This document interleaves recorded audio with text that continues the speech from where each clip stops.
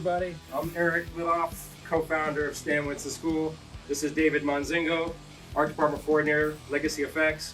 Jeff Watamura, teacher at El Diamante High School. We're at El Diamante High School today. We're teaching all these kids all about blood, how to actually make blood. Can you see some of this in here? There we go. Talking some great techniques today.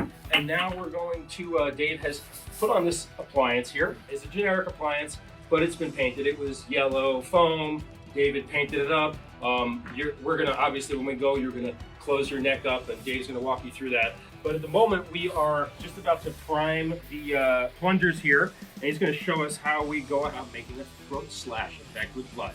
So pick it up, Dave. We're gonna start with our giant bucket of blood here. We're just gonna decant some, so we have a source cup to work from.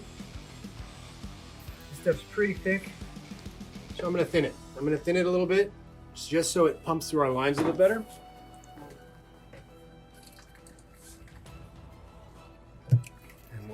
We'll mix over here back on. See how we did there. There you go, that's nice and flowy. Okay, so now that we've got a source that we're happy with, we've got our syringes and we got our plunger. So, little science here. When I pour this in here, because she is at a higher point than this point, it's not gonna just flow right up the tube. Air pressure is gonna keep it kind of low, which is what we want. If we were filling it from up here, it would flow right out. We don't want that. So we're gonna start nice and low. Try and be as neat as we can. Fill the syringe most of the way, but not all the way. Take our plunger. Plunge in. If you can see, the blood will start climbing. It's going, it's going, it's going. And for right now, I'm gonna stop right about there. Just so you don't have to hold the syringe all the time. When you've got it to a place you're happy with, you can take a piece of masking tape and loop it over. If I let go of this, it might happen that the syringe might start backing out. And the worst thing is when you've got this thing primed and it's full of blood and this, thank you so much, and the plunger backs out completely, then you have blood all over the floor. So we're going to, now that we're kind of happy with it, tape it. The syringe, now it can't go in. Now we can walk away from it and do the second one. The first, it's starting to travel up the tube. Pretty good. Okay, so both lines are more or less primed. Now on a movie set, what we do when we get this far, we rehearse the action. Because, like I said, this is a gag. You only get one crack at it before everything's clean. So you want to rehearse and make sure all the timing is right and everybody's on the same page.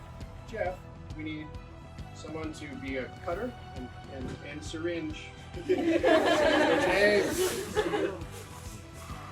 We have a brain guy, what would you like to do?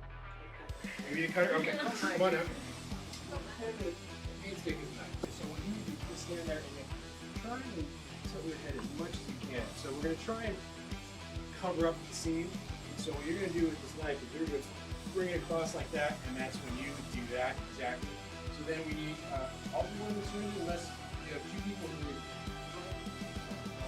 Okay, I'll shoot you. Sorry, everybody else. We have a second go on that. So each of you will take one of these syringes. So what we're gonna do is very carefully prime it all the way through. Each of you grab a syringe. You can even leave the tape there. You can just plunge right through it. Leave the tape. One at a time. Let's start with you. Start pumping right down the blood to right here. You want to get it all the way to here, so that when the time comes, as soon as you hit it, we start flowing. And let's keep going. Keep going.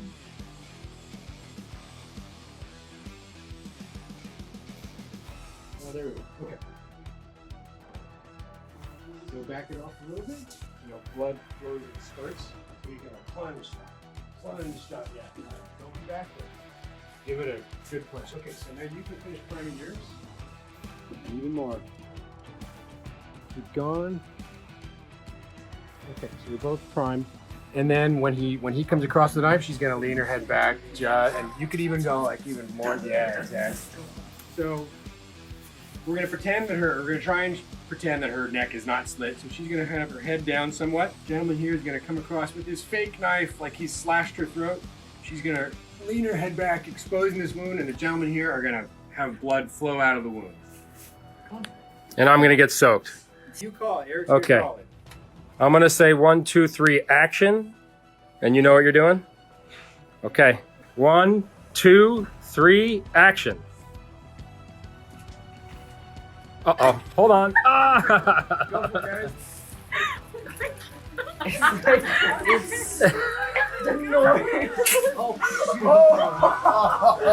That fell over me.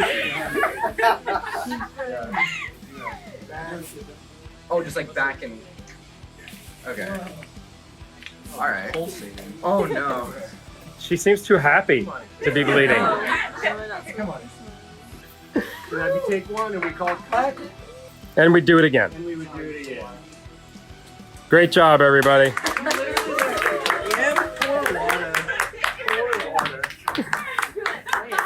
We had a slight mishap here, but everything worked out great in the end. We've already told the students that sometimes it takes a few takes. It just is what it is in making movies. But this looks great. You did a great job. Thank you. Everybody here was fantastic. Thank you, El Diamante, the school board, everybody was involved, and Jeff Watamura for having us.